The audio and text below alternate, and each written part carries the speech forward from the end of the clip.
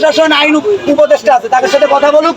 তাদের যদি একান্ত এত বড় বিজনেস হয়ে থাকে, তাদের সিস্টেম করে দিক, আলাদা সাইড করে দিক, তারা সেখানে যে ব্যবসা করুক, আমাদের কোনো দেখার প্রয়োজন নেই। কিন্তু কোনো পুরনো দোকানদারের উপরে যদি অত্যাচারিত হয়, আমরাও এখানে তাকে দাওয়াত দেবো না। সিধা কথা।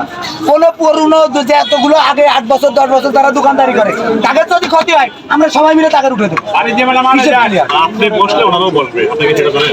ভাই আমার কথা আছে, আমার সাথে তার কি কথা? আমার সাথে তার কি কথা? বসতে না করতেছে না, বসুক। আমি কি তারা বলেছি যে তারা বসতে দেবো না? সে ডিসিপ্লিন আইন মেনে চলবে না। আবার কয়জন কয় তার এক একজনের বিবেক নেই, তার বুদ্ধি নেই, মাথা সেন্স নাই, সব এখানে ওই 50 লাখ টাকার গাড়ি নিয়ে কেক দিচ্ছে। আরে ভাই একটা কেক, সব কেক কি বাসায় বানায়? একটা মানুষের বিবেক নেই, সব কি পাগল? সব বুধাই বাংলাদেশে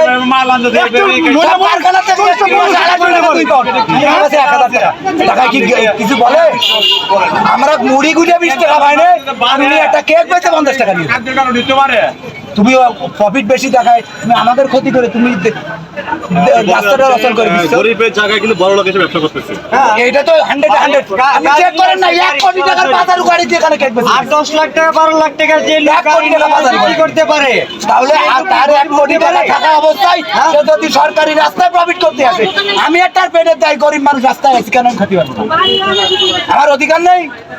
এই যে ওরা কি বিবেক নাই যে ভাই এখানে ব্যবসার বয়স কতদিন হবে আপনার? আমার একদিনও, কিন্তু আমি এখানে পুরনো ব্যবসায়ী। ব্যবসায়ী না, আমার জন্য যদি আইন শৃঙ্খলা কোনো অবনতি হয় তার দায় আমি নেই। কিন্তু আমার যারা করতেছে তাদের জন্য তো আর আমি যাই না।